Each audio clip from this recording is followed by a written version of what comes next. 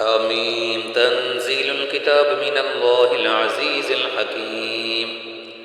إن في السماوات والأرض لآيات للموقنين وفي خلقكم وما يبث من دابة آيات لقوم يوقنون واختلاف الليل والنهار وما أنزل الله من السماء من رزق فأحيا به الأرض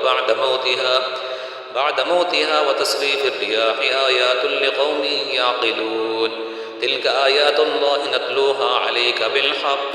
فبأي حديث بعد الله وآياته يؤمنون ويل لكل أفاك أثيم يسمع آيات الله تتلى عليه ثم يصر مستكبرا كأن لم يسمعها فبشره بعذاب أليم وإذا علم من آياتنا شيئا اتخذها هزوا أولئك لهم عذاب مهين من ورائهم جهنم ولا يغني عنهم ما كسبوا شيئا ولا ما اتخذوا من دون الله أولياء ولهم عذاب عظيم هذا هدى والذين كفروا بآيات ربهم لهم عذاب من رجز أليم الله الذي سخر لكم البحر لتجري الفلك فيه بأمره ولتبتغوا من فضله ولعلكم تشكرون وسخر لكم ما في السماوات وما في الأرض جميعا منه إن في ذلك لآيات لقوم يتفكرون قل للذين آمنوا يغفروا للذين لا يرجون أيام الله ليجزي قوما بما كانوا يكسبون من عمل صالحا فلنفسه ومن أساء فعليها ثم إلى ربكم ترجعون ولقد آتينا بني إسرائيل الكتاب والحكم والنبوة ورزقناهم من الطيبات وفضلناهم على العالمين وآتيناهم بينات من الأمر فما اختلفوا إلا من بعد ما جاءهم العلم بغيا بينهم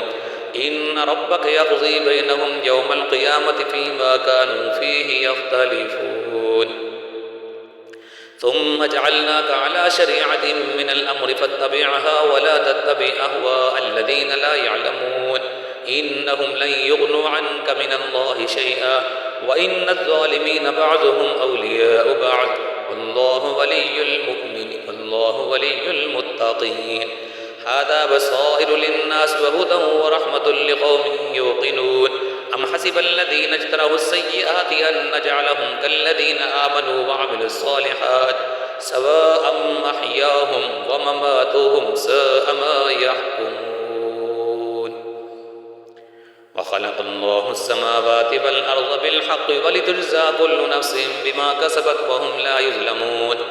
أفرأيت من اتخذ إلهه هواه وأزله الله على علم وختم على سمعه وقلبه وجعل على بصره غشاوة فمن يهديه من بعد الله أفلا تذكرون وقالوا ما هي إلا حياتنا الدنيا نموت ونحيا وما يهلكنا إلا الدهر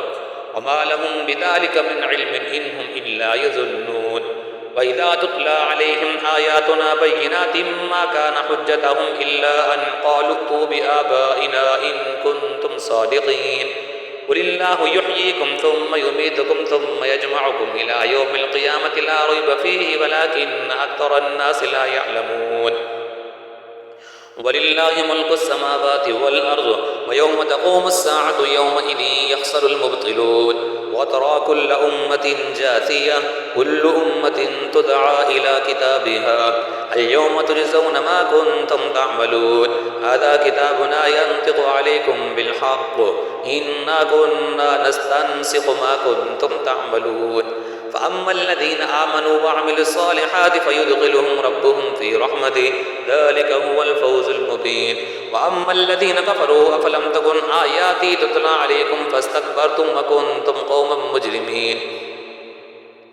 وإذا قيل إن بعد الله حق والساعة لا ريب فيها قلتم ما ندري ما الساعة إن نظن إلا ظنا وما نحن بمستيقنين وبدا لهم سيئات ما عملوا وحاق بهم ما كانوا به يستهزئون وقيل اليوم ننساكم كما نسيتم لقاء يومكم هذا ومأواكم النار وما لكم من ناصرين ذلكم بأنكم اتخذتم آيات الله هزوا وغرتكم الحياة الدنيا فاليوم لا يخرجون منها ولا هم يستعتبون فلله الحمد رب السماوات ورب الأرض رب العالمين وله الكبرياء في السماوات والأرض وهو العزيز الحكيم